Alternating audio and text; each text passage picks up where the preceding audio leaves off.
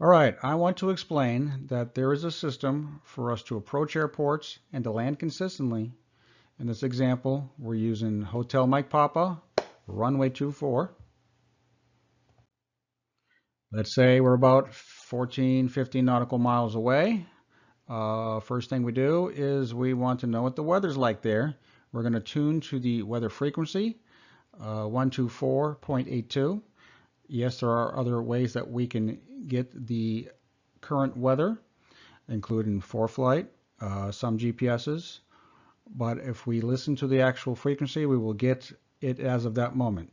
Some weather reporting is 10, 15, 20 minutes old. Okay, so for this example, winds are reported to be from 270 at 7. We plan to use runway 24. Altimeter setting reported to be 3017, so we set that in all places we can in the dashboard. All right, then say we're about 10 nautical miles away from Hotel Mike Papa. We tune to the common traffic frequency for it of 12272. Atlanta Speedway traffic, Skyhawk 13469er. 10 miles to the south intending for runway 24. In the scenario, I'm saying that our altitude is at 3,500 MSL. Let's say we're about 8 nautical miles away. We could be doing 95, 105, 115. Let's just say we're doing about 90 knots, gives us about a mile and a half per minute. If we're at 3,500, we need to get down to 1,900. That means we need to descend 1,600, which you can break up into 4 blocks of 4, which means 4 minutes to descend. 4 times 1.5 is 6. It's just simple math, basically. And therefore, 8 nautical miles away minus 6 is 2, which would basically put us coming right into pattern altitude. That would be nice. Okay, in ForeFlight, we want to set up our flight path. We don't need it, as we should be able to see what's going on out there, but it doesn't hurt to have a guide. So we go to Procedures, Approach, Visual 2.4, 45, and Add to Route. So there, I'm going to hit Approach, and I'm going to hit Visual, Runway 24, 45 degrees, and Add to Route. And then it will show us that new path.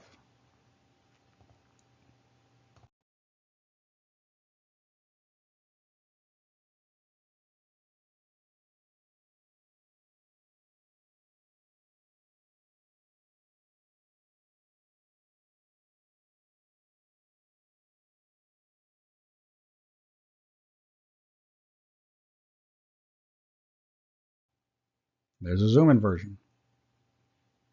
Very helpful. Nice guide. Okay, let's say we get to be about 5 nautical miles away. We could look up nearest airport to know that we're about 5 nautical miles away, whether it's in ForeFlight, the GPS, or many other ways. You can see down the bottom, it won't show 5 anymore because it's showing you distance to the next and distance to destination by going over the path that we just drew. We would say Atlanta Speedway traffic, Skyhawk 13469er, 5 miles to the south, coming onto the 45 for left downwind 24. Starting 45 to the left downwind, you can see on the ForeFlight there. Okay, turning to left downwind. All right, our target is 1900 MSL. That is your priority, is to stay at the correct altitude. We do not want to get low, and we don't want to be too high over that either. We want our airspeed to be about 90, but if you're doing 95, that is okay at this point. We know we're going to have to pitch up a little bit. We're going to be roughly about 5 degrees up, and we're leaving our flaps alone right now. Atlanta Speedway traffic, Skyhawk 13469 or on left downwind 24. Let's do our gumps check. Gas, undercarriage, mixture, props, switches, and seatbelts. Well, undercarriage and prop on a 172 are not things that I need to really worry about, but these are good habits to get into because you could be flying any sort of plane in the near future when you have more complicated things.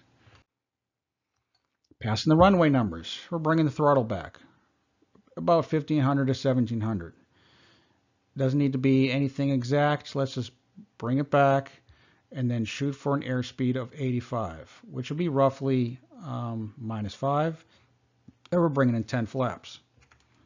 And we are going to be pitching for that 85. Okay, about 45 degrees from the runway numbers. Atlanta Speedway, traffic, Skok 13469 are turning left base to 4. This is an important turn, so we are just going to be concerned about turning at this point. Okay, on base, our RPM still about 1500 to 1700 range. At this point, you can take a look at the runway and then decide if we need to bring the throttle back because we're high, or put it in a little bit more because we're getting a little bit low. We're going to figure out the trends. When we drop to 20 flaps, the airspeed will almost adjust automatically to 75, but we need to make sure that we are being diligent about that we're not getting too slow and we're not getting too fast. Pitch for 75. Turning final. So make sure to look right and left for incoming traffic. Make sure to look at the runway for traffic and wildlife. Atlanta Speedway, traffic, Skok 13469 are turning final 24. On final, we still have our lower throttle settings unless we see, oh, we're getting low, we need more, or we're getting high. Let's take care of that. Okay, we are pitching for 65 at this point. We have brought in 30 flaps, and that will keep us at our nice descent right there. All right, this is where you pick your aim point. The runway numbers or the 1,000-foot markers or a set of stripes. Different people have different preferences. Just pick something, stick with it, and remember you're going to float about 200 feet past it. Be go around ready. What this means is now I think, oh, it's going to be about 50-50 whether I'm going to be landing or going around. No, typically it's more like 90% I'm going to be landing, but it's great to keep this in mind because anything could happen. A deer could run out, somebody takes off in front of you, somebody with a mower gets too close, and you're going to remember, what are we going to do? All in. Carb heat, throttle, everything in. Flaps go in stages, not all at once, and don't pitch up too high. Okay, and final, speed, height, center, nose. Speed. Are we too fast? Pitch up. Are we too slow? Pitch down. Speed is absolutely the priority. And of course, height. So that aim point, whatever you chose, is it moving up in the windshield? Throttle up. If the aim point's moving down in the windshield, throttle down. Up, up, down, down. No matter what the wind is doing, the airplane's path should be lined up with the center line. Doesn't matter about which way the prop is facing. It's the path of the airplane. Correct it with the yoke, right or left. Fight for center line. Flare. When you're about 10 feet over the runway, when the runway starts to get wider all of a sudden, pull back on the yoke to bring the nose up. You don't just yank it back, you gradually pull it back. Sometimes you may need a little bit of power. It's called a center line slow flight. And sometimes you use no power. You know, when you know the runway's made, you can pull the power and just work the pitch and your airspeed. Braking without the brake pads. Pull back on the yoke. You can also bring flaps back up to put more load on the tires. If you have plenty of runway, you don't need to use the brakes.